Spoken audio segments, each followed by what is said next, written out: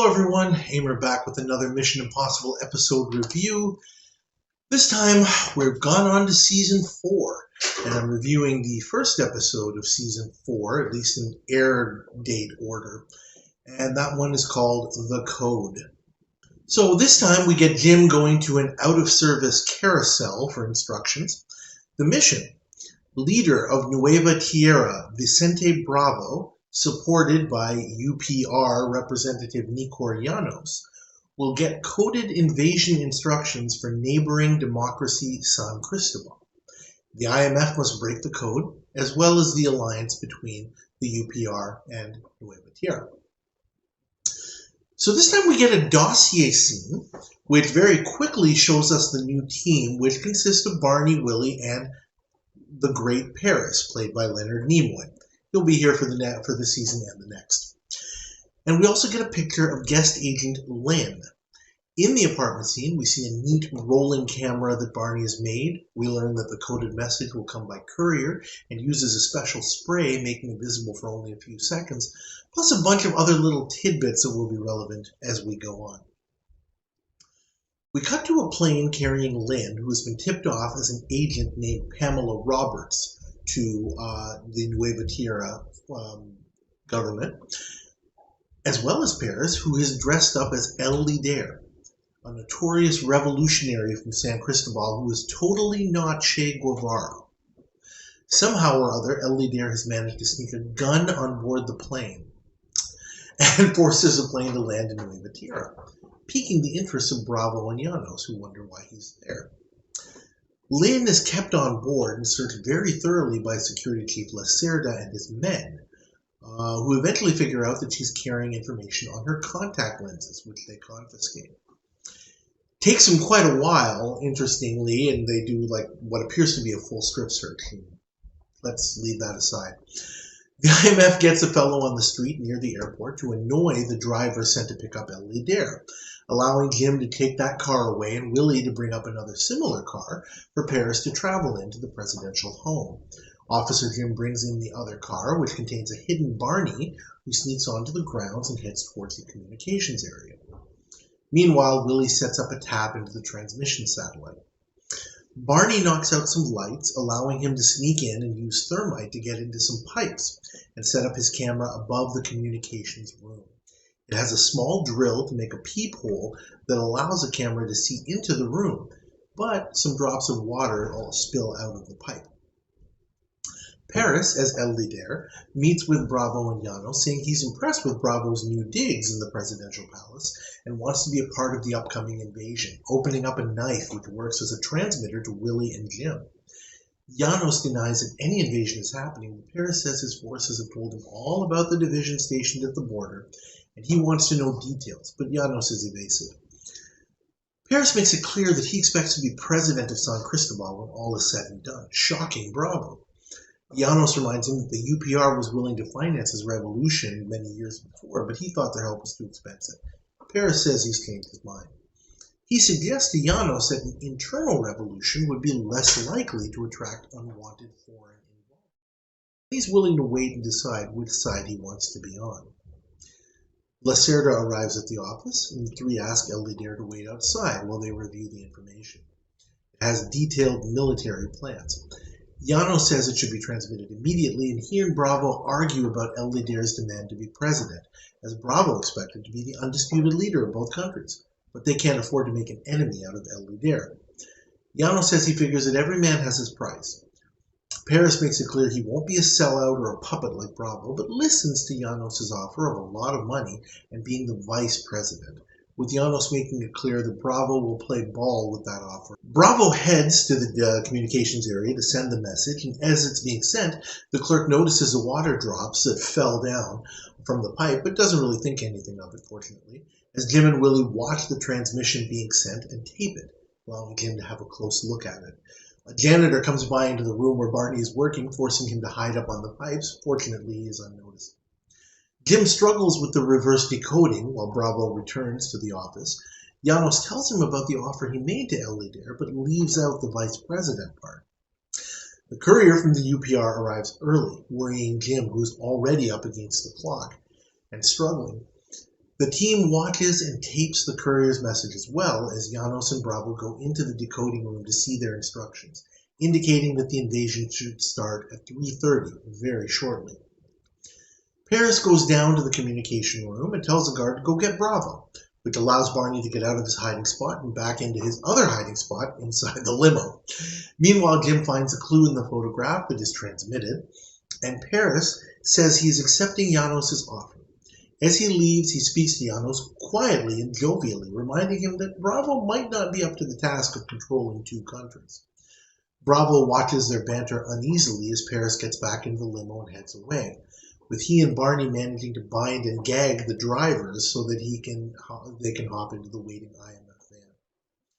Jim finally does figure out the pattern to the code and gets Willie to transmit the information to the San Cristobal leaders about the invasion. Bravo and Janos start celebrating, but Bravo gets a call indicating that there's been an information leak and the San Cristobal forces were ready for the attack. So he calls it off. The two men very quickly realize that they were the only ones who knew what was going to happen, and they turn on each other with accusations. A gunshot is heard, and Barney asks who fired. Jim says it doesn't matter. Mission accomplished. I'm going to give this episode a grade of C. It's got some interesting features about it. I already mentioned in the previous episode, The Interrogator, at the end of Season 3, that it's going to be a different show now. It's going to have a different vibe now that Leonard Nimoy is in and Martin Landau is out, and also Barbara Bain is out. So it will be different.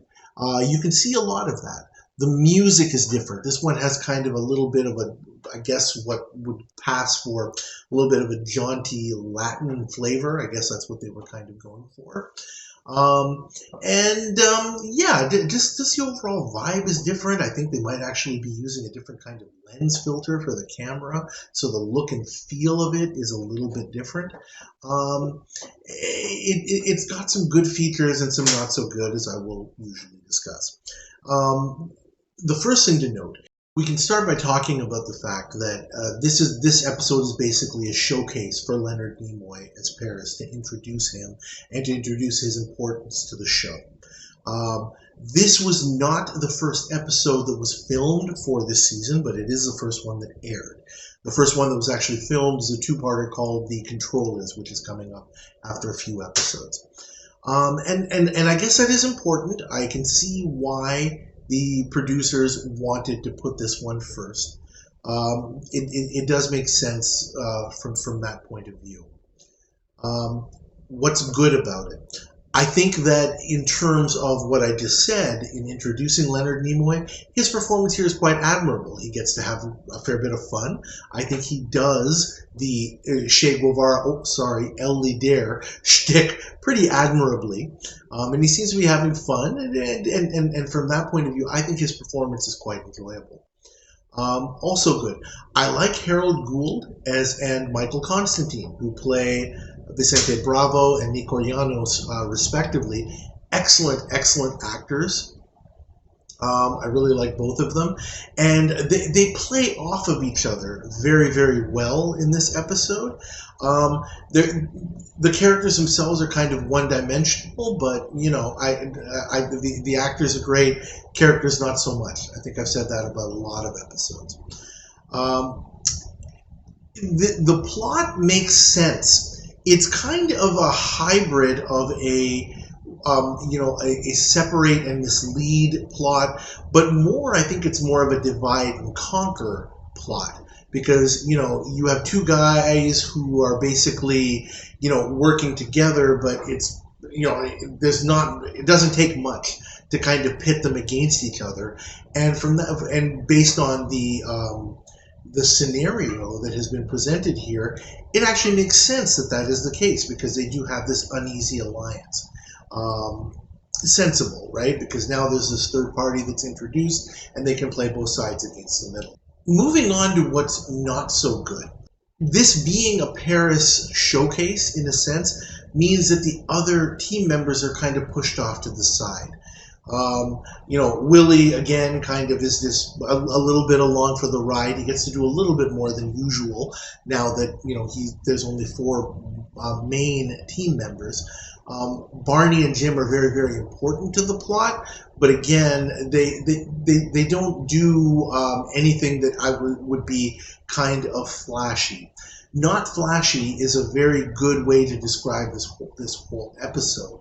You wouldn't know it yet, but this is a plot and kind of a screenplay, I guess you could say, kind of an episode that we'll see played out a lot over this coming season and the next few seasons, right? The kind of the way that it's paced and just the overall feel of it is, you know, kind of just like a cookie cutter standard episode. Put it this way, once you've seen this episode, you probably would not go out of your way to watch it again. Another problem is the use of Lynn as the guest agent. She has a very, very minor role, with kind of weird. You know, to use a Star Trek analogy, I guess, she's basically one of like the green-skinned space babes that you would see on Star Trek. That's really her role, to just kind of be a pretty blonde to get people's attention to watch the show, I guess. I don't know. I think it was just kind of weird the way that she was used. I also feel that this is the start of a whole bunch of episodes, many of which you'll see this season, which I would refer to as an A-Team episode.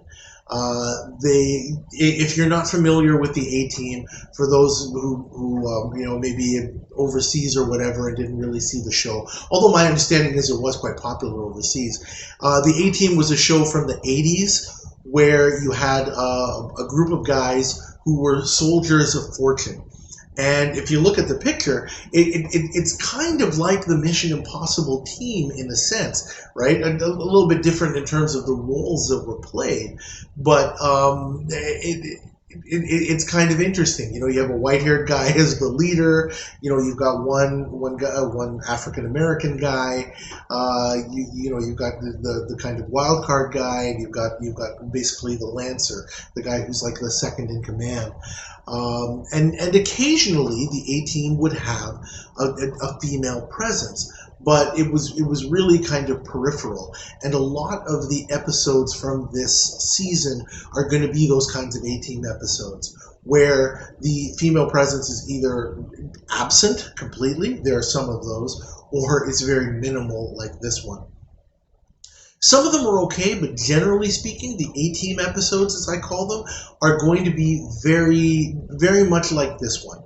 Not flashy, just kind of to the point, where you've got the IMF just doing their job and going up against a group of bad guys or no good nicks or what have you. So get used to it. Again, these are not, most of them are not terrible episodes, but again, you're not going to get anything that's too exciting, is I think what we can reasonably expect.